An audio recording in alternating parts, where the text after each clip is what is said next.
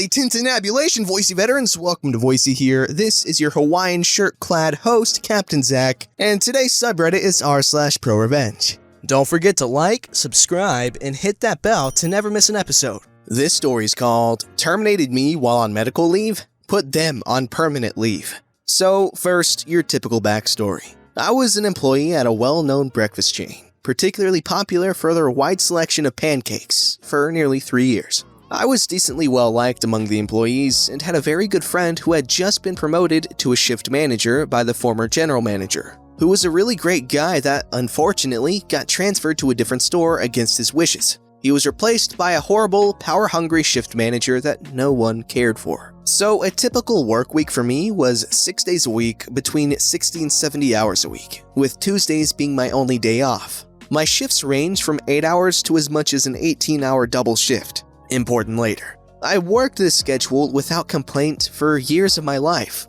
Unfortunately, on September 10th, I fell very ill while at work with no known cause. This was accompanied by very severe stabbing pain in my lower right abdomen. I called the general manager, it was about 12 a.m. at this point, and informed her I planned on leaving to go to the ER, to which she told me if I left, then I would be fired. Now, at the time, I really needed this job, so not wanting to be fired, I decided to work through my shift. I had 2 hours remaining, but it was hell to work through. Finally, 2 a.m. rolled around, and I immediately left to drive to the hospital. Upon arrival, I was admitted almost immediately into the hospital due to scan results showing an inflamed appendix. I called the general manager and let her know that I was being admitted to the hospital, and would keep her updated. Her response? "If you're gonna try to get out of work, can you at least find someone to cover your shift in the morning?" Some people. Note, at this point, it was around 3:30 a.m. My next shift that she wanted me to cover was at 8 a.m. the next morning. A few hours later, I was notified that I needed an appendectomy, and it would be scheduled for the following morning. I agreed, signed the release, and called up my manager to notify her. I told her that I would be out of work for at least a few days, but after surgery, I'd let her know. It is important to know that I kept her informed throughout my entire absence. I even sent her a picture of myself laying in a hospital bed after multiple accusations of faking. I still have the text if anyone is interested. So, surgery went smoothly. However, they found that I had a gangrene infection in my appendix that appeared to have spread. Due to complications involving this, my hospital stay ended up being 2 full weeks. I was discharged at noon and drove to work almost immediately after discharge to inform them I was out of the hospital and cleared to come back, as well as turn in the hospital notes proving I was there. To my surprise, the regional manager is there. I walk in and find both the regional and the general manager at the front counter having a conversation. I slide the note toward them on the desk and inform them that I was cleared to come back to work. The general manager looked at me in utter disbelief. "Excuse me? You've already been terminated for no call, no showing for 2 weeks. I reminded her that I did, in fact, keep her informed and had proof. She cut me off with an annoyed tone, said that she'd give me another chance. I came back in that night for my shift, luckily working with my friend, the shift manager. I was also training a guy I had never seen before. Not uncommon, as I was floor supervisor/trainer. My friend later called me into the office. And that's when I learned that I was only rehired so that I couldn't file a wrongful termination suit, and said that the person I was currently training was my replacement. The general manager had plans to fire me the next morning. As shocked as I was, we immediately hatched a plan. So this restaurant was dirty. Huge roaches infesting the kitchen and dining room, black mold, rotten food mixed with fresh food, water leaks so bad that the carpet in the dining room is literally decaying. You name it. We have reported these issues to the general manager multiple times, but nothing ever happened. My friend sent the trainee home with the excuse that our labor was too high, and I spent the remainder of my shift taking pictures of every continuous health code violation I've seen. I went as far as cooking orders, just so I could get pictures of the grills in the kitchen areas without suspicion from other employees. Finally, the next morning rolled around. I woke up to a call from the general manager. Sure enough, she demanded that I turn my uniform in because I was being terminated immediately. I drove up there and asked for the reason behind my termination, and she replied that I was a lazy worker who always complained that they had hours. Please remember, I averaged 64 hours a week and never complained. Not in the mood to argue, I simply turned in my uniform and left. But that's not the end of my plan.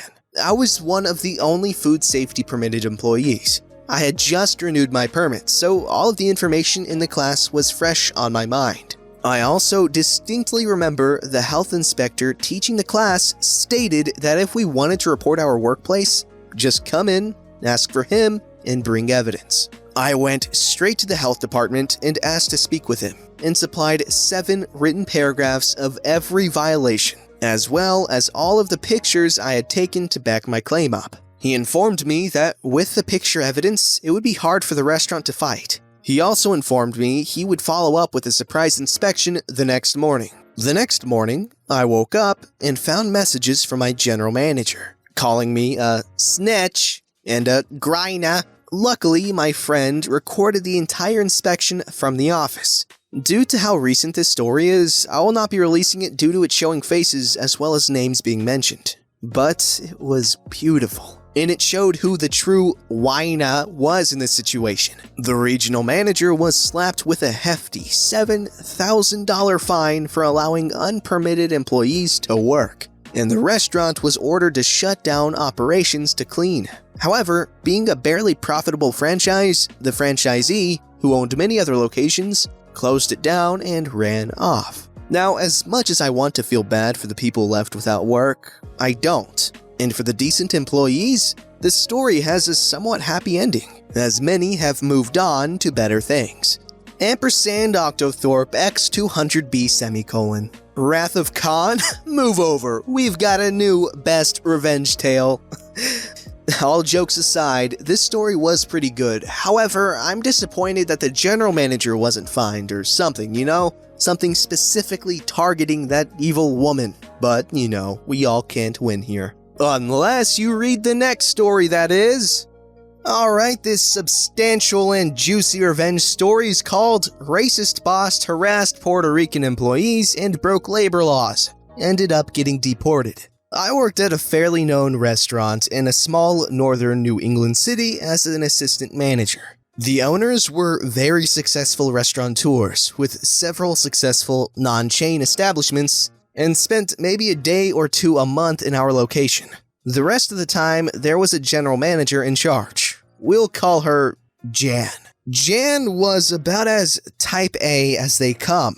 She was a middle-aged woman, but beautiful and petite, and she always looked put together and primed. Jan had started with the owners a decade earlier in their first restaurant as a server and had worked her way up to general manager over the years. At first, I just thought she had extremely high standards, which I respected. I have high standards as well and take pride in my work. I had been impressed by how the kitchens were spotless, the staff was immaculate. Like run a white-gloved hand under the back of the oven and it comes back white, kind of clean. And the food was always top quality. I had frequently been a customer and was thrilled that I got the job there. I had been in the business for a decade and that restaurant was the place in our area. I was so excited. Unfortunately, I quickly learned why everything is so shining and perfect. Jan was a tyrant. She was the kind of boss who soured the mood of the entire staff like a storm cloud hovering over us that never went away. Nothing was ever good enough and the standards changed from day to day. On a good day, she would shut herself up in the office and then leave early. Good days were very rare and could turn into bad days at the drop of a dime. On bad days, you couldn't be perfect enough, and she would come up with new rules and regulations just to punish people. If a host called out sick, they were literal children, she would berate them on the phone and make them cry. If a cook made a mistake on a plate, she would humiliate them in front of the staff, accuse them of doing it on purpose, and then give us the silent treatment for hours after. Seriously, if someone's cash out was off, even by a few cents, she would accuse them of theft and force me to cut down their hours. As a fellow manager, I was mostly spared her awful behavior,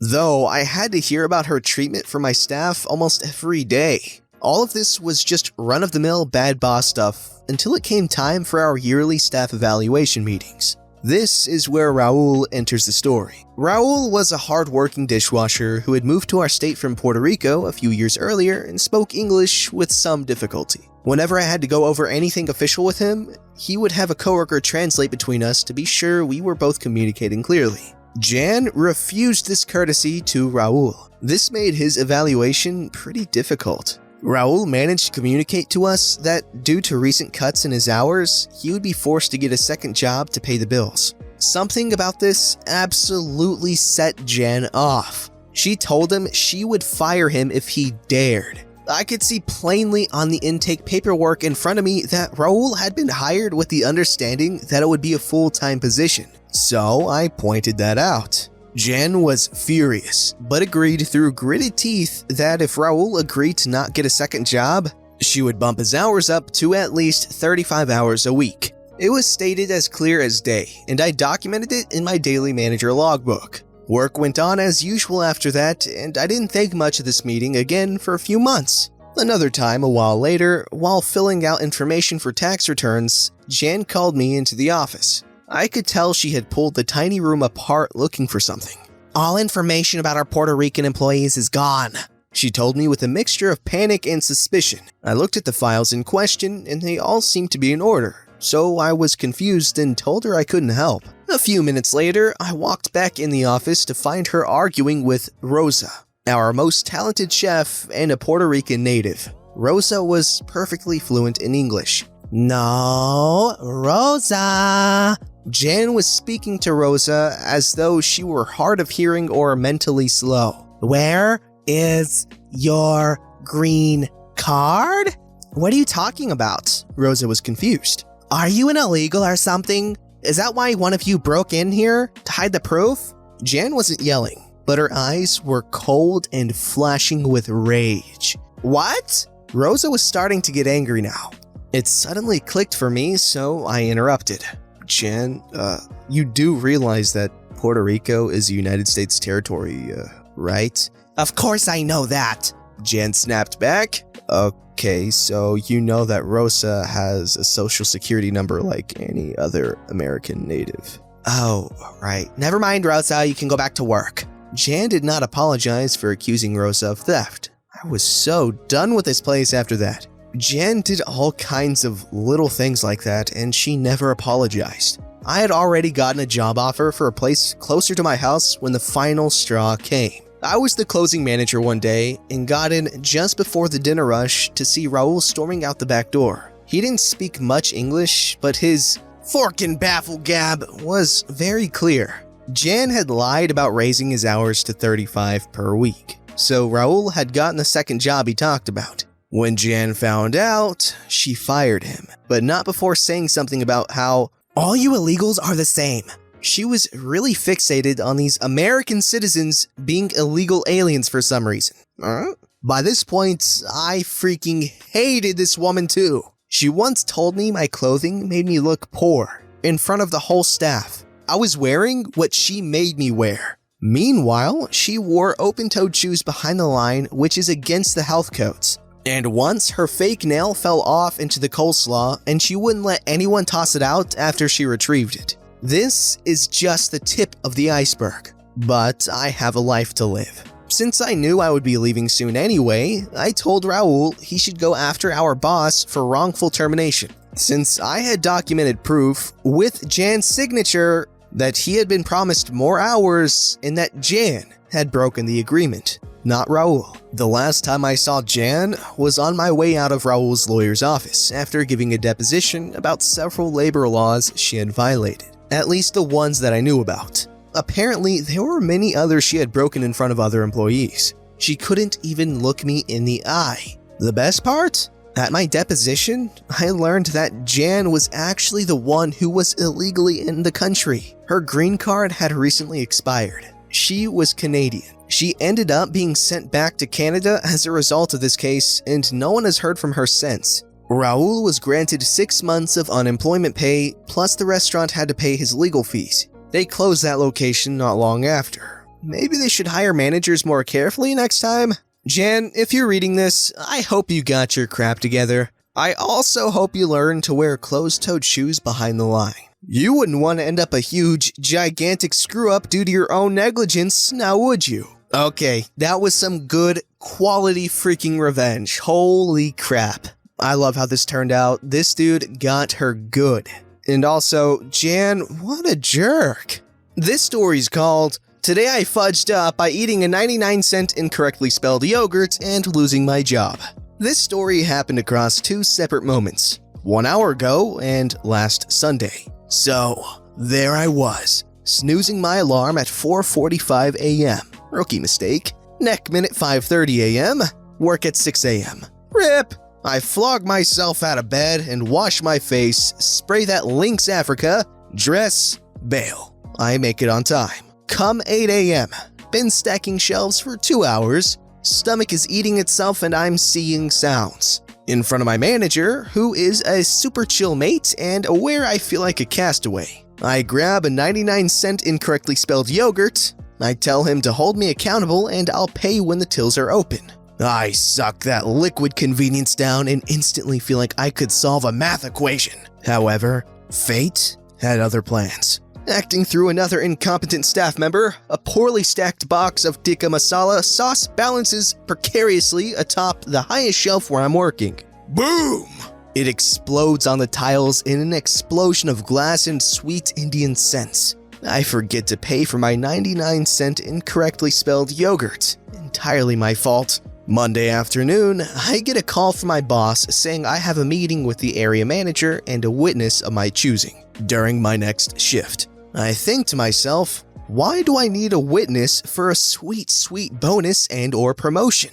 Nah, I actually have a panic attack and extreme anxiety for 2 days. Can't eat, can't sleep. Don't recommend. I rack my brain for 2 days trying to think of every little thing I've done and said. Nada. Come today, I get to work at 6 a.m. No one is speaking. Everyone is treating me weirdly. No one claims to know anything about the meeting. 100% lies. Gossip moves faster than light in this place. Time finally comes. I get invited into the office. Area manager asks if I want a witness. I say no, pretty confident I've been a solid employee. I swear I had an out-of-body moment. He said, "We have footage of you eating a 99-cent incorrectly spelled yogurt and no evidence you paid for it." I was in shock. I've been caught red-handed. The unintentional incorrectly spelled yogurt thief. Nowhere to run. Next comes the, "Normally we would give you a warning, but internal theft warrants immediate dismissal. You can be fired or resign." Hold up, I say. I ate it in front of a manager who acknowledged it. Not saying any of this is their fault, but can I pay for it now? This is entirely my fault, of course. We have no record of that manager being around, and their statement says otherwise as well. Manager has given statement prior to my dismissal meeting, yet somehow isn't linked to the situation. The only witness who could have dobbed me in so camera footage could be scrubbed for that incriminating moment was that manager. Unless we have a known internal mourning incorrectly spelled yogurt thief and I've just taken the fall for them. I ended up resigning because, duh, I'm the baddest boy in town.